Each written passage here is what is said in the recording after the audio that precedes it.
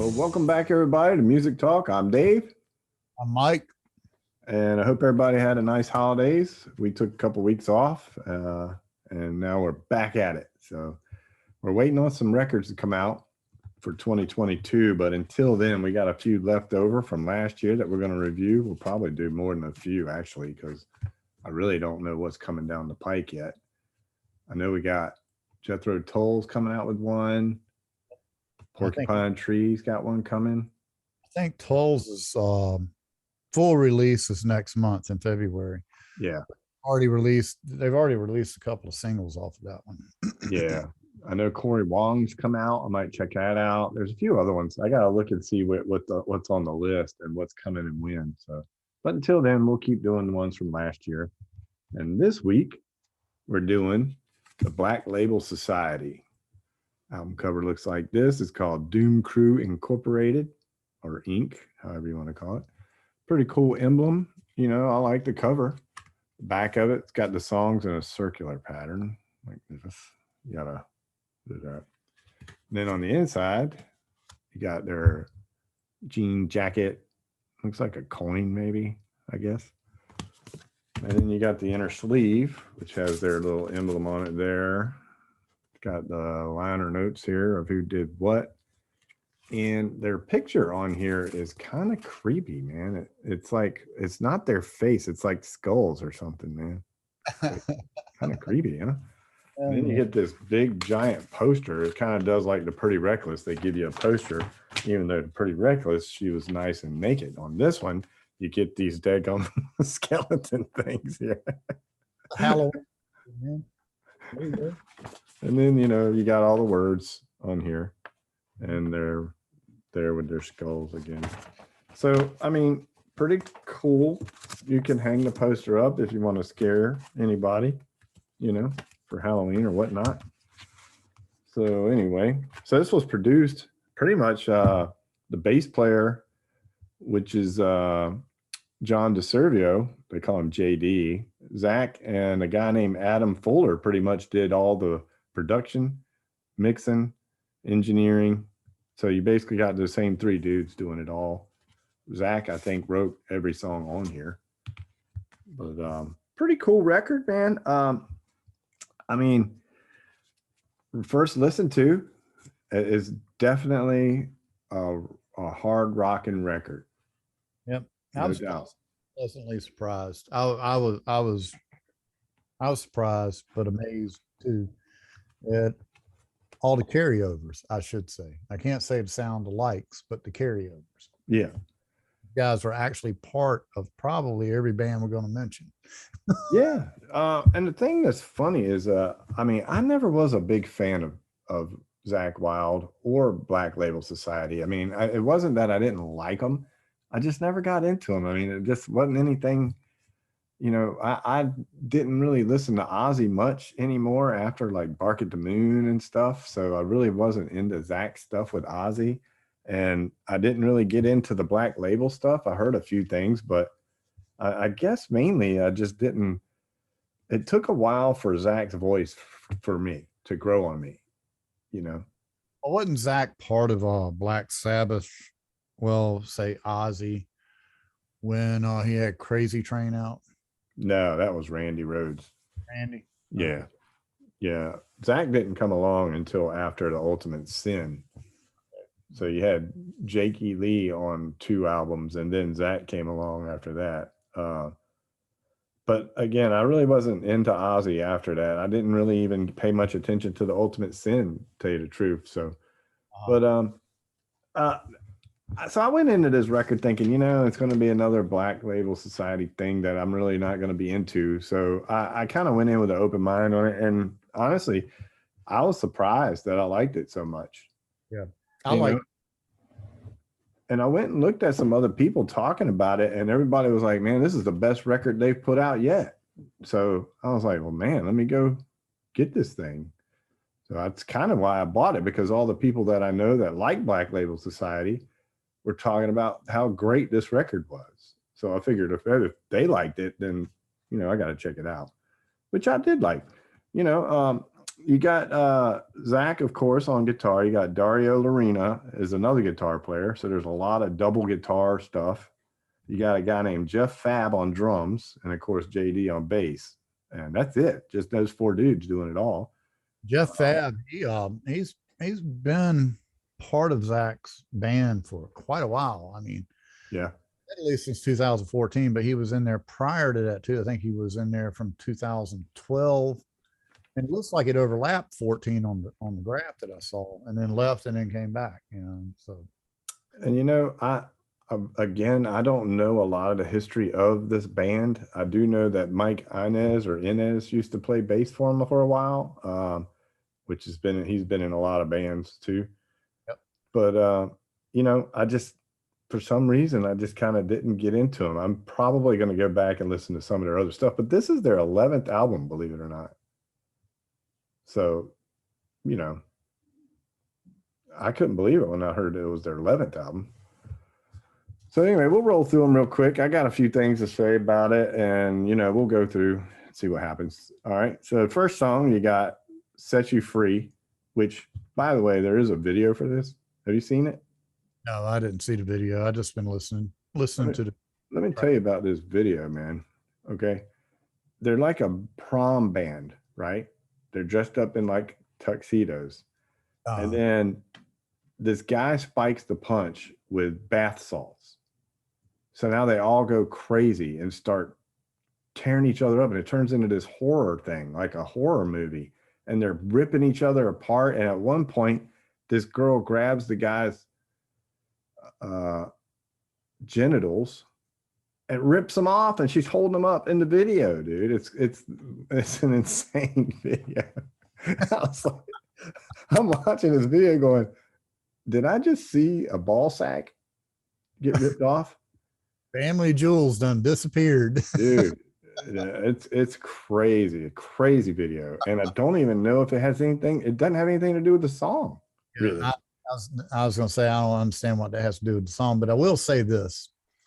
To me, the song sounded a lot like something that Black Country Communion would have done if Glenn Hughes had been singing vocals on it. Mm-hmm. And it's also Black Sabbath then. Yeah, it's definitely a Black Sabbath riff on there for sure. It kind of like they go into this one, the chorus part kind of reminds me a little bit of Audio Slave some, and Dio mixer a little bit. It's got that typical slow break, that slow descending thing with the toms, you know what I mean? So it's got a lot of familiarity in there. And then when they go into the solo, that beginning lick was the Aldo Nova's "Life Is Just a Fantasy" song. He does that, so it's like, man, they took like 20 songs and mashed them in there, but it's a Black Label Society too, man, so it's like, I really like the song. The intro was kind of, you put it on, you get that little slow intro and you're like, what am I getting ready to hear? And then all of a sudden it just punches you right in the face. You know what I mean? It's like, it's like, okay, that's what I was expecting. But then you get to number 2, which is "Destroy and Conquer." And this is another Black Sabbath mashup. I mean, it sounded like "Hole in the Sky" sped up to me. I mean, I've got it down here in comparison to Ozzy, "Chickenfoot," "Full Circle." Mm-hmm. Fairies Have Boots. Yeah. Heard that in there. And the thing is too that and we were talking a little bit before, like you were talking about, that they should have just let Zach sing a lot of stuff instead of Ozzy. But it's funny that the way he sings, a lot of his the way he phrases words and stuff, it's like Ozzy. Yeah, it's funny how that, like Ozzy, and the doubling on the voice in the recordings. Yeah, same approach. And that's what I was like, wow, am I listening to a new Ozzy? I would have thought that, but it was way much better than anything Ozzy's done lately. I don't even think Ozzy is of full consciousness now. Well, he's getting ready to put out another album, and he's going to have different guests on it. It's going to have Jeff Beck on there. It's going to have who else is on there? I know it was Zach was talking about a couple of his heroes. Oh, Tony Iommi's going to be on one song. So it ought to be interesting. Maybe Zach will sing it. Maybe maybe this is a swan song thing. I mean, to attract those people Well, I'll be honest with you. out, you know. Well, we had the last one on the list, but we didn't review it because it was so bad. I didn't want to talk about it. You know, Zach wasn't on the last one. He didn't play on Ozzy's last one. So anyway, then we get to number 3, and that's "You Made Me Want to Live," which to me sounded a lot like Soundgarden and Tool. Yep. Well, I mean, I accredited it to Deep Purple, Sabbath, Boys to Cult. yeah, the some of the sounds he was getting reminded me a lot of Tool.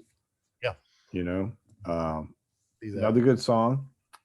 Then you get to the 4th one, which is "Forever and a Day," and I will tell you, I like the words. It had some good harmonies. I thought it was Jingle Bells when it started. It sounded like Jingle Bells. I was like, I got to tell you, dude, when I heard it, the first thing that popped in my mind was Beth by Kiss. yeah, I could see that too. I'm like, there it is. I thought it was Jingle Bells. I'm like, is he doing is this going to be like a Trans-Siberian Orchestra version of, right. you know? But then, you know, it grew on me though. Like a couple times of listening to it, I was like, you know, it's not really that bad. You know, one thing on this song that particularly stuck out to me was how bad the crash cymbals sounded though. I don't know what he's using, but I was not into his crash cymbals. I attribute that more to the engineer Yeah. and the cymbals or the drummer, because I'll put it to you this way. All right. The difference between me recording live with Terry and Waylaid and with what I did with Angel, I mean, you heard that stuff with Angel. Those cymbals sounded great in that recording. And it was all about, we had an engineer knew what he was doing sitting out front. Yeah. And so, yeah, I mean, I got to look at the person tweaking knobs a lot. And That's what it was. And it sounded almost like you got this really quick crash and then nothing. It was like like a trash can lid. His ride and his hi-hat sounded great. But the crash cymbals, man, I just didn't like the sound of them. But the song "Forever and a Day," it's a really cool song. The words are cool. I wasn't really big on the solo, you know, but anyway, it's a slow one. It really slows down, and you needed the break, really, because after the first 3, you know, the slow song kind of was good. So then we get to number 5, which is "End of Days," and this is Alice in Chains all the way. Yeah. Soundgarden, you know, definitely had that Jerry Cantrell, Lane Staley harmony vocal thing going. And then when they do the bridge and chorus, I mean, it was totally like Alice in Chains. And I loved it. It's a great song. Yeah. Don't get me wrong. And I'm not knocking any of these by saying they sound like these bands, because I love all these bands that he sounds like. Right. And I want to put that out there too. I'm not knocking it at all. I'm glad that they're able to capture these sounds, and I honestly keep Ozzy, you know, in the face of people. You know, I mean, I'm serious. Anybody that was a Black Sabbath fan hears this, they're gonna go, "Damn, you know, Ozzy could have done this."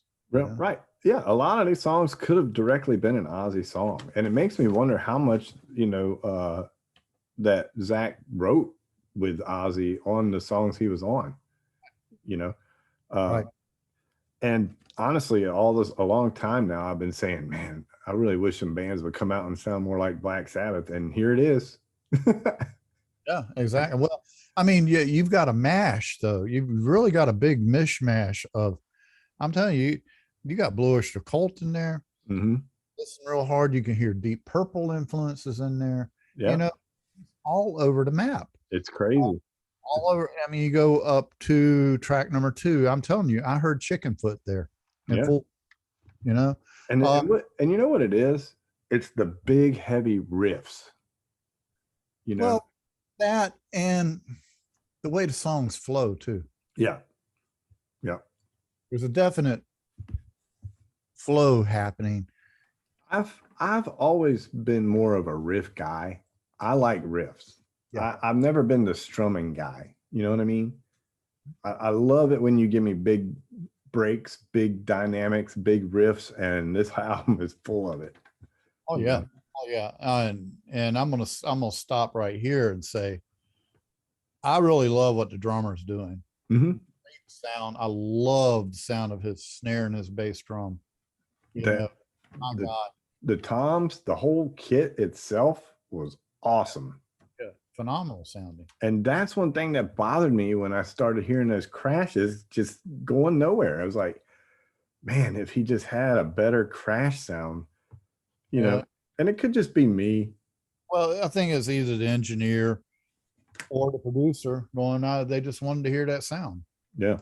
But He- he did change his snare up a few times, and I did like that one when he had that one kind of like slap back reverb Uh-huh. on there. And man, and it had that deep, you know, pow, I love that. I love that snare sound. Yeah, there's so many little tricks you can do in a studio with a snare drum. I mean, detune Yeah. a couple of plugs. You know, you throw a fat muffler on there. Mhm.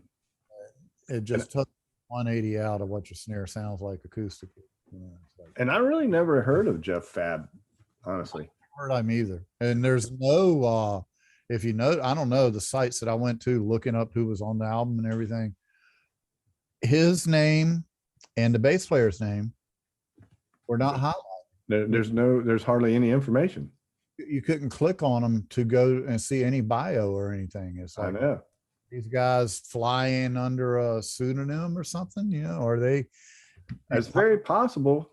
they incognito, you know? Could Or be. I mean, they're really extremely good to be not heard of. could that be Rival Sons drummer? You know? No, no. No, definitely not him. All right. Anyway, let's get back to it. Number 6 is called The Ruins. Yep. And this one, I really like the way they did the 2 guitar riff at the beginning. And then when they came in heavy, it was a little different. They changed it up when everybody came in. And I thought that was really cool because you had the little, almost bluesy riff. And then it just comes in rocking.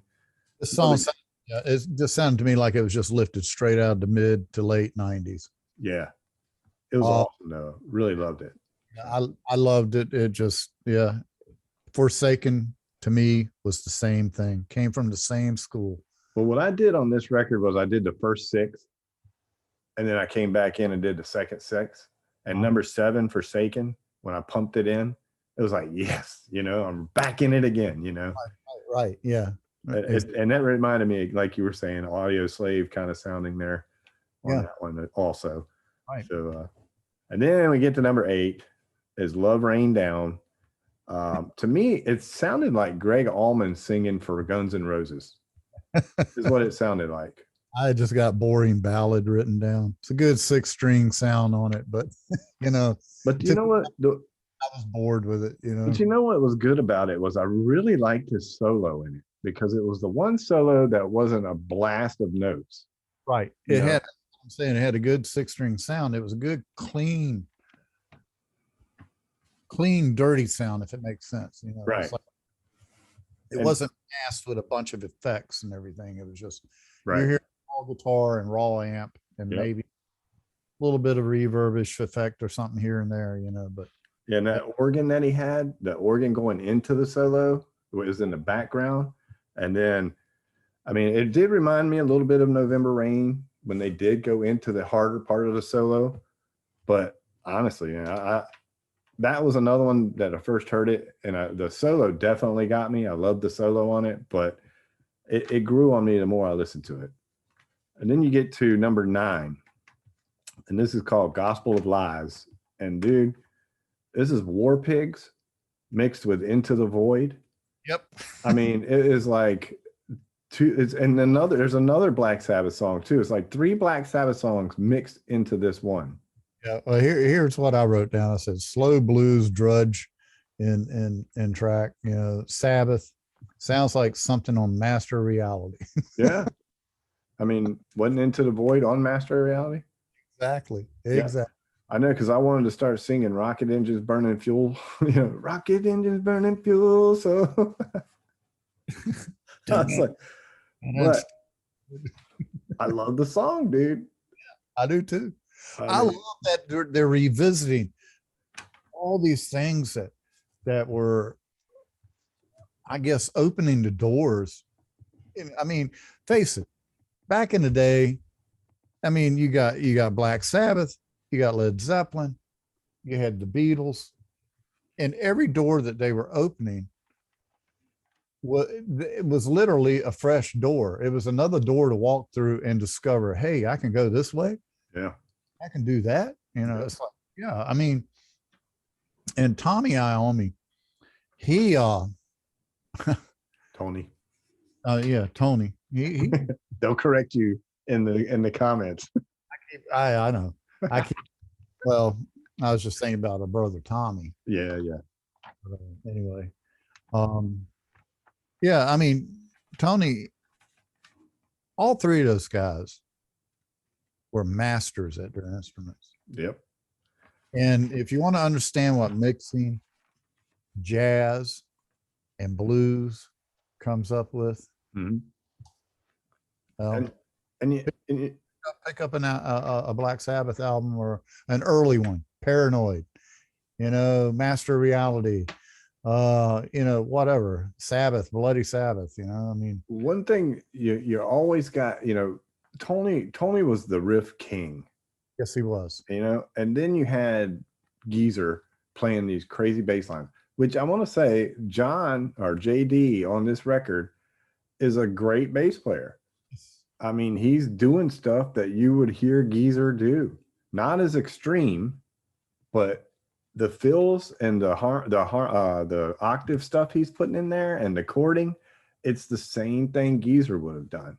Right. They're not as busy as a rhythm section as Black Sabbath, because you had all the jazz, you had Bill Ward going off constantly, and then I think this rhythm section is a little tighter, a little more in the pocket than what you would have got. Not saying that Sabbath wasn't in the pocket, just they were free jamming basically. Well, they were in the experimental days of Mhm. doors, and yeah, I mean, you're gonna just go wild when you find that door. Yeah, and they did. And what you got going on right now, everybody is a little more practiced and a Yeah. little more using that to what they know that they can do. Mm-hmm. Those days it was experimental. Today you got pretty much a lot of books around you that you can pick up and figure out what you got to do. Right. And I'm sure too the producers really clamped down, because then at that time, this is stuff that people hadn't heard before. Yeah. Yeah. Let it go and let's see where it goes. I mean, that was yeah. And yeah, and number 9 was definitely definitely Sabbath to the T. So then you get to number 10, Shelter Me. Yep. And I don't know what you thought, man, but when they went to that breakdown, it reminded me of the Foo Fighters. Yeah, it did. This had the Dave Grohl thing, This song at times had a lot of Deep Purple influence. Mm-hmm. I mean, Mr. John Lord approach in there, but yeah, a lot of Deep Purple influence, Sabbath. And I got a notation down here. I love the vibrato on the guitar on that bridge on the break. Yeah. It was such a contrast. It was. Doing. And that's why it kind of reminds me of something Dave Grohl would do. Right. You know what I mean? He gives you that real hard, and then he drops you into that, like you were talking about with that vibrato on there. It was pretty cool, really. Then you get to number 11, Gather All My Sins. And I like the intro on this. It reminded me of like a Thin Lizzy type thing, with the twin guitars. And then the solo on this one, I really like the beginning of the solo because they were doing like a call and response. Right. But then it just went into the same all out, soloing all over. But it was a really good song too. And then we get to number 12, last song on here, and it's called Farewell Ballad. And to me, it sounded just like Love Rain Down. Yeah. I actually thought it was that one section of Love Rain Down, and they just made another song with it. I don't know what it is with artists today that are doing that. It's like, Sting's last album. Yeah, the finger picking Mhm. uh, song he had, and then they did another song which basically was the It's the same same, melody, same one. Yeah, I know. or just a little bit different recording technique and Yeah. different. It was like, wait a minute, am I hearing part two? I mean, Well, that's kind of the way I felt about Farewell Ballad. I felt like it was part of Love Rain Down, and I mean, it had an acoustic guitar in there and all that, and it wasn't, I don't know. It's a pretty, I think if I'm not mistaken, it was a pretty quick song. But yep. anyway, so that wrapped it up. I I really liked it. There's a few things. First, I'm gonna go ahead and give you what I didn't like about the record, so I can go ahead and get that out there, and people can trash me over it. One thing I didn't like about it is he none of his songs really have an ending. He didn't write any endings. And that's one thing I wanted to say about the first song, Set You Free.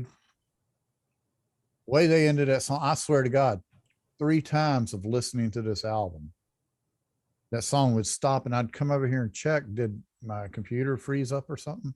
They did that on half of them that were like that. It was just like dead middle. It just Yeah, it's that's like, it. So I felt like the endings, like they would write an intro and a good song, but then it's like the ending is just like we're just gonna stop, you know. yeah. So I feel like that was one thing I did not like on here. The other thing I didn't like is you have two guitar players, and they were both right here in the middle on their solos. You didn't have one off to the left, you didn't have one off to the right. I'm not sure which way the screen is, but whichever. So I wanted Zach to be on one side and Dario to be on the other side, but it wasn't Right. that way. They were both in the middle. And the only way I could tell the difference is Zach had a little more high end tone and Dario had a little bit more of the beefy tone, you know? A lot of the reason why they're doing recordings like that now, um, most people today, they don't care about separation in songs and stuff. I mean, they may as well go back to releasing monaural versions of a lot of this music, because most people are carrying around these little JBL Bluetooth. Exactly. It's their home stereo system. I know. And you're exactly right. That's exactly why they're doing it, because they're compressing everything on these little MP3 crap, and you're Yep. not getting the full spectrum. Exactly. So there's no sense in doing it. But to me, when I'm listening to it in the headphones, I want one guitar player over here, one guitar player over here. I want to hear it. I want to know which one's doing what when I'm listening to it. You know, Well, at least the Beatles, they figured out how to do separation on a 4-track Scully. right? Put all the music in one speaker and the vocals in another with a tambourine. Yeah, I know, man. I mean, and we've listened to records, and we've At least there was separation, I yeah, mean, the Dead Daisies did it. Their stuff was separated. You right. know, so that was another knock I had on the record. Another thing I have on it is when they were doing their guitar solos, it almost sounded like two people were fighting, like it was just, I'm coming at you with everything I got every time. It was never, it's kind of like a drummer that does these blast beats constantly, and everything. So these solos were just all out, just whatever they got, and I'm gonna kill you with this solo. And the other guy goes, no, I'm gonna kill you with this solo. And then the other guy's like, no, I'm gonna kill you with this solo. And it was every time. So that's kind of why I liked some of the slower solos, because you could sit back and feel it, where the other ones are just blasting your face off. But Yeah. if you can do that, that's great. But I just kind of thought it got a little bit old to me, because every solo sounded like that, Yeah. Yeah. Now, that was the knocks on it. I really like the fact, I liked a lot of the riffs. I like the songs. I don't think, maybe there's 2 songs on here that I could care less about, but the rest of them, I mean, there's 10 great songs on here. Honestly, the vocals, they grew on me the more I listened to it. I mean, obviously he's not a great singer, but he's a good singer. It's pretty good. One thing I will say that I liked a lot is that they left some bad notes in there, and they left some pitchiness in there, which I thought was great. Well, see, that's the whole thing. And see, I was listening to, and I'm gonna give him a shout out, Rick Beato, the other night, and he was doing the top 10 Mhm. albums, and he got to Ed Sheeran, and he goes, "Let me tell you something." He goes, "There's so much auto tune and so much compression on these vocals that you don't even know what you're listening to." Yeah. Yeah. He said, "I can't remember his exact words," and I've and then he was going in and listening to some other albums. I can't even think of the names of the albums now, to the tracks, Mhm. and he goes, "But listen to this," and um, he goes, you hear the singing, and he goes, "She's a little pitchy here. She's a little sharp, Mhm. but I like that. I like that too. Right. It's here. It puts humanism into the music. You Right. don't have a robot over there correcting your pitch." Exactly. And it's not only in the on this album in particular, it's not just the vocals. There's a couple times where you could hear the guitar solos. There was a note or two that was a little off. And it was, to me, I was like, you know what? I love that, because now I know that they're in there just kicking it. Yeah. They're just getting it, man. And it ain't like, well, let's cut this out, put this in, give me this riff and put it here. They're playing these things and they're saying it's good enough for me. Let's get out there and get it. Yeah. And let me tell you something, there's nothing I hate worse than going to see a show after I have fallen in love with a band, and I go see a show and they can't even step up to the microphone. Yeah, I know. Just I know. played, Yeah. and which goes to show it's like, and I am not knocking any of the session musicians. No. But if these people are going to hire session musicians, then you need to have musicians that are up to par, That can play it. and learn Mhm. what the session musicians are doing. Yep. Yep. So that was a good thing for me on this one, man. I love the fact that they left some of the mistakes in there. Um, I'm going to say a little bit too about Zach himself. I think the guy's a super cool cat. He's funny. He gives respect to everybody. Honestly, he does. He gives respect to all the previous guitar players. He probably gives Miles respect. But when he talks about other people, he doesn't, not one bad word about people that I heard him say ever. Right. It's always, he calls everybody brother or father. It's always Father Ozzy or Yep. brother, whoever. And, the ones that have passed, he calls them saints, like Saint Rhodes, So, I mean, the dude, he's humble. He knows where he's at in the music business and where his place is. And he shows total respect to all the ones before him and the ones that are still here running around with him. I thought that was super cool. He was funny. He's got a pizza oven in his house, which is awesome. So, how do you not like that? Right. So pineapple on his pizza. I would, if he did, I wouldn't even be mad at him for it. I'll give him the pass. He'll probably kick my butt if I said something to him about it anyway. So if he wants pineapple, I don't eat pineapple on my pizza. I don't either. But if he wants to, go ahead. You got a pizza oven. You can make it any way you want to. So I did want to give him respect for that. I'm not really sure what's happening with his amp company. I know his guitars are out there. I think he's got a deal. Schecter actually makes them, even though they're called Wild guitars. Schecter making them. I think he had a deal with Schecter making them. Epiphone was making the Zach Wild guitars. They were making the Zach Wild Les Paul, but now he's got his own company called Wild Audio, and they're going through Schecter. Okay. But he also does amps, but I can't find where they were doing those anymore. So I don't know if they quit making the amps or not, but he's got his own thing. So it's funny, a little sidestep there. I was watching another video. I can't think of that the guy that has his own little recording studio. He talks real gruff all the time. Yeah, long-haired guy. Yeah. He was sitting down with the guitar player from Evanescence and the girl guitar player from Alice Cooper. Yeah. He had them two. And he's like, I don't know what the hell I'm doing here, whatever.